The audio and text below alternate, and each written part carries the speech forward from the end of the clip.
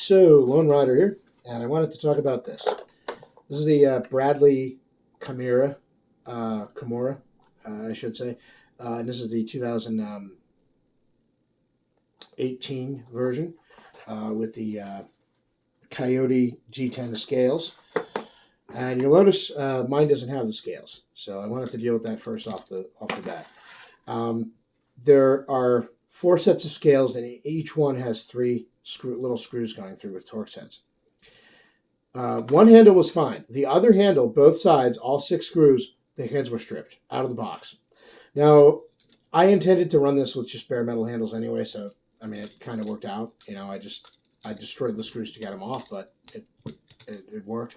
But it did make me wonder if anything else was stripped. I mean, this latch is not only awesome and solid, it's reversible if you want to go Manila style or take it off completely. You just take one screw out and there it goes.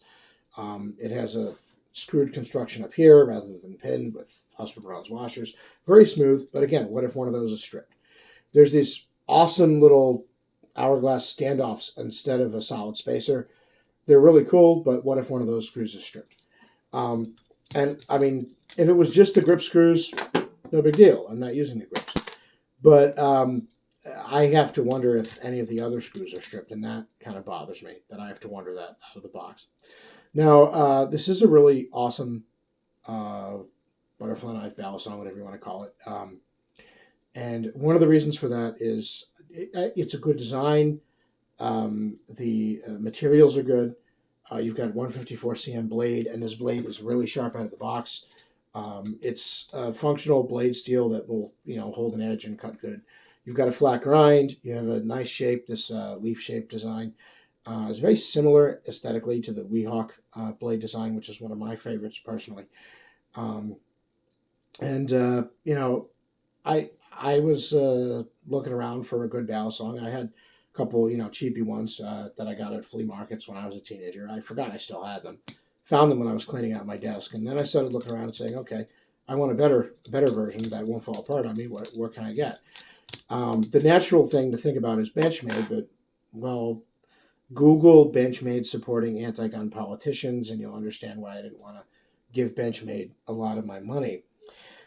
Um, that makes it kind of tough though, because I mean they're the go-to as far as balisongs are concerned. But I looked around, and there was BRS and some other companies that made really nice looking stuff, but they were still pretty expensive. $200 or something. This comes in around 80 bucks, 90 bucks, something like that. And like I said, you've got a made in America knife with a good blade steel, with a nice aesthetic, and with a solid latch, good pins, etc. It's a neat thing. The only thing that bothers me is again the pins being or the screws being stripped out of the box on the grips. Um, that's either a QC problem or I just got it done. Um, now I was going to run it without the grips anyway, so who cares? As long as nothing else is stripped. I mean, heaven forbid I go to take this apart to adjust it or something, and it turns out that one of these pivot screws is gone. The heads are rounded out or something.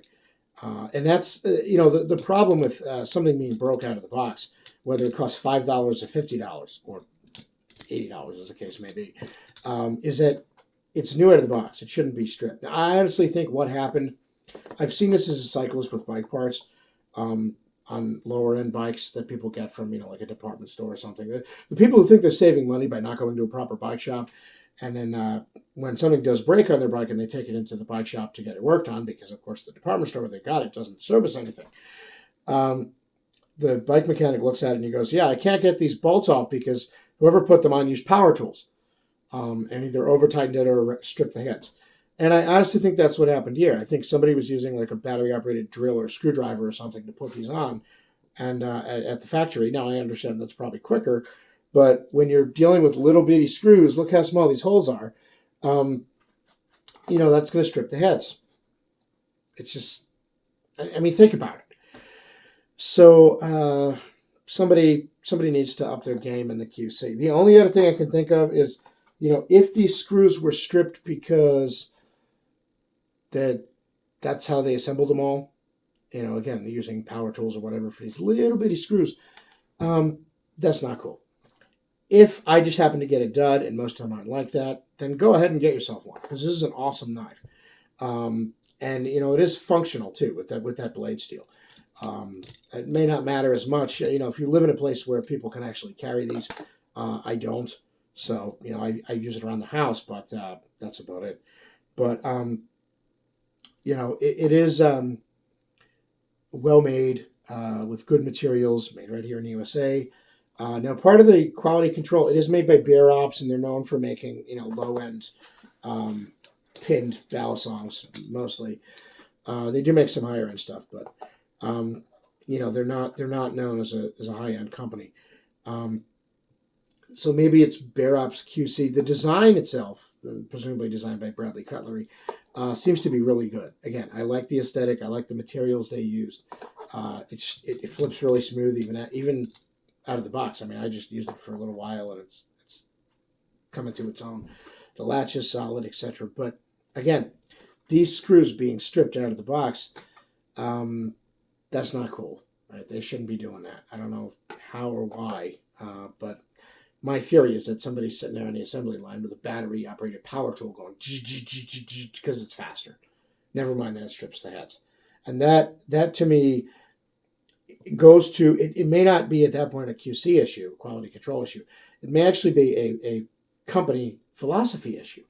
If the company philosophy is just get the stuff out the door and don't care about what happens long term with the customer, then yeah, you don't care if the shit's going out the door in damaged condition, such that it might be usable now, but you won't be able to take it apart or maintain it or whatever. You don't care because all you want is the sale. And if that's because think about it, if they thought ahead and they realized, well, we're using power tools, they're going to strip the heads. That means nobody's going to be able to work on and maintain these knives. Uh, if you then go ahead and use power tools anyway, it's only because you don't care about the long-term impact on the customer and the rep your stuff is going to have for longevity, durability, etc. Which is a shame because this is a solid design. It works well. It's got good blade steel, better blade steel than some knives. And to me, it's the little things, right? How they assembled it. So yeah, it's an awesome one. Get one, but just be wary of the